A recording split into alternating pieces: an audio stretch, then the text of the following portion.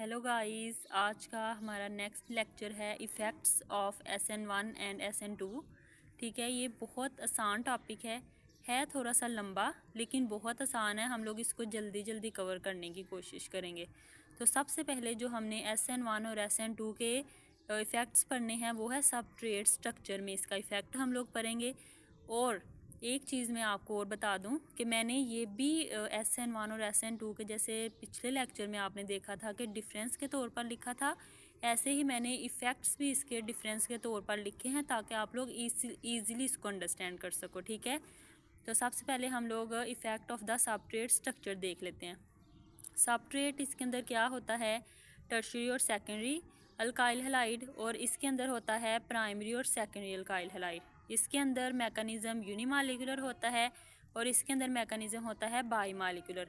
अब इसका इफ़ेक्ट क्या होता है कि टर्शरी सबस्ट्रेट रिएक्ट करता है faster due to greater carbocation stability, कि उसके इसके अंदर कार्बोकटाइन स्टेबिलिटी ग्रेटर होती है। और ये भी react primary substrate react faster इसके अंदर करता है क्योंकि ये लेस स्टेरिक हाइड्रेंस होता है। उसके बाद secondary structure react slower due to less carbocation stability, और secondary structure react slower due to less steric hindrance. यहाँ पे लेस की बजाय अगर आप लोग मॉडरेट लिखेंगे तो ज़्यादा अच्छा रहेगा। ठीक है, मॉडरेट स्टेरिक हाइड्रेंस। तो ये इसका इफेक्ट था, बहुत आसान कि इसके अंदर कार्बोकटाइन स्टेबिलिटी ग्रेटर होती है, इसके अंदर स्टेरिक हाइड्रेंस के बारे में हम लोग बात करें। मेन इसका इफेक्ट यही है कि इसके अंदर हम लोग हर चीज़ में हर एक पॉइंट के अंदर कार्बोकटाइन स्टेबिलिटी के बारे में बात करेंगे और इसमें स्टेरिक हाइड्रेंस के बारे में। अब इसका नेक्स्ट पॉइंट है primary substrate do not react विया SN1। कहता है कि प्राइमरी स्ट्रक्चर इसके अंदर रिएक्ट नहीं करता क्योंकि ये अनस्टेबल प्राइमरी कार्बोकटाइंस होते हैं। इसी तरह इसके अंदर टर्शरी सबस्ट्रेट रिएक्ट नहीं करता क्योंकि इसके अंदर एक्सेसिव स्टेरिक हाइड्रेंस होता है। यहाँ पे हम लोगों ने बात की थी कि ये टर्शरी और सेकेंडरी अल्काइल हैलाइड है, ये प्राइमरी और सेकेंडरी, तो इसलिए इसके अंदर टर्शरी सबस्ट्रेट रिएक्ट नहीं करता और इसके अंदर प्राइमरी सबस्ट्रेट रिएक्ट नहीं करता। इसका दूसरा इफेक्ट है इफेक्ट ऑफ लिविंग ग्रुप। तो इफेक्ट ऑफ लिविंग ग्रुप दो तरह के हैं, या तो गुड लिविंग ग्रुप हो सकता है या फिर पुअर लिविंग ग्रुप हो सकता है। गुड लिविंग ग्रुप हमारे पास होते हैं IBr और Cl, और पुअर लिविंग ग्रुप होते हैं FOH और NH2। ठीक है, अब ये फेवर करता है SN1 को क्योंकि ये ईजिली डी पार्ट हो जाता है और स्टेबल कार्बोकटाइन होता है। ये भी फेवर करता है, SN2 भी फेवर करता है इसको, गुड लिविंग ग्रुप को, क्योंकि ये भी ईजिली डी पार्ट होता है और जो मैकेनिज़्म होता है उसमें भी ये उसको फैसिलिटेट करता है, फैसिलिटेट द कंसर्टेड मैकेनिज़्म। उसके बाद ये डिसफेवर होता है, लेस फेवरेबल होता है, ये भी लेस फेवरेबल होता है क्योंकि इसको स्ट्रगल करनी पड़ती है उसको डिपार्ट करने में और एक स्टेबल कार्बोकटाइन बनाने में। और ये भी लेस फेवरेबल होता है क्योंकि इसके अंदर भी उसको स्ट्रगल करनी पड़ती है उसको डिपार्ट करने के लिए और फैसिलिटेट द कंसर्टेड मैकेनिज़्म, और मैकेनिज़्म को ईजिली फैसिलिटेट वो इसमें नहीं कर पाता, नहीं ईजिली मैकेनिज़्म बना पाता। इसलिए ये गुड लिविंग ग्रुप और पुअर लिविंग ग्रुप दो इफ़ेक्ट्स हमने पढ़ लिए। अब तीसरा इसका इफ़ेक्ट है effect of the entering group. ठीक है, एंटरिंग ग्रुप को आप लोग इफ़ेक्ट ऑफ द न्यूक्लियोफाइल भी कह सकते हैं। ठीक है, तो इसके बारे में हम लोग पढ़ेंगे वीक न्यूक्लियोफाइल्स और स्ट्रॉन्ग न्यूक्लियोफाइल्स। तो इसमें क्या होता है कि ये वीक SN1 वीक न्यूक्लियोफाइल को फेवर करता है क्योंकि जब हम लोग इसके अंदर मैकेनिज़्म परफॉर्म करवा रहे होते हैं तो कार्बो ये इंटरफेयर नहीं करता कार्बोकटाइन की फॉर्मेशन के साथ। ठीक है, तो इसमें क्या होता है कि SN2 लेस फेवरेबल होता है क्योंकि इसके अंदर बहुत ज़्यादा उसको स्ट्रगल करनी पड़ती है अल्काइल हैलाइड पर अटैक करने के लिए। उसके बाद स्ट्रॉन्ग न्यूक्लियोफाइल में क्या होता है कि ये इंटरफेयर करता है कार्बोकटाइन, जब हम लोग मैकेनिज़्म करवा रहे होते हैं तो ये कार्बोकटाइन फॉर्मेशन के साथ इंटरफेयर करता है जिसकी वजह से ये लेस फेवरेबल होता है। और ये फेवर करता है SN2 को क्योंकि ये इफ़ेक्टिवली अटैक कर पाता है इसके अंदर अल्काइल हैलाइड में, क्योंकि कार्बोकटाइन इसके अंदर वो हो रहा होता है SN1 में जो है कार्बोकटाइन फार्मेशन इंटरफेयर कर रही होती है, इसलिए ये लेस फेवरेबल है। और ये फेवरेबल है क्योंकि ये इफ़ेक्टिवली अटैक कर लेता है अल्काइल हैलाइड पर। ये था हमारे पास effect of the entering group के बारे में। ठीक है, इसको हम लोग इफ़ेक्ट ऑफ द न्यूक्लियोफाइल भी कह सकते हैं। उसके बाद फोर्थ वाला जो इफ़ेक्ट हमने पढ़ना है वो है effect of the reaction on medium on mechanism, या फिर आप लोग इसको इफ़ेक्ट ऑफ द सॉल्वेंट भी कह सकते हो। ठीक है, तो सबसे पहले पोलर प्रोटिक सॉल्वेंट और पोलर ए प्रोटिक सॉल्वेंट।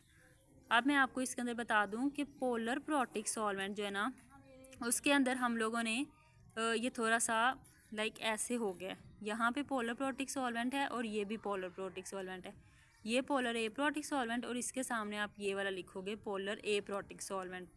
अब पोलर प्रोटिक सॉल्वेंट होता है वाटर और अल्कोहल, यहाँ भी लिखा हुआ है और यहाँ भी लिखा हुआ है। इसी तरह पोलर ए प्रोटिक सॉल्वेंट होता है DMSF और DMF, ठीक है, यहाँ भी लिखा हुआ है और यहाँ भी लिखा हुआ है।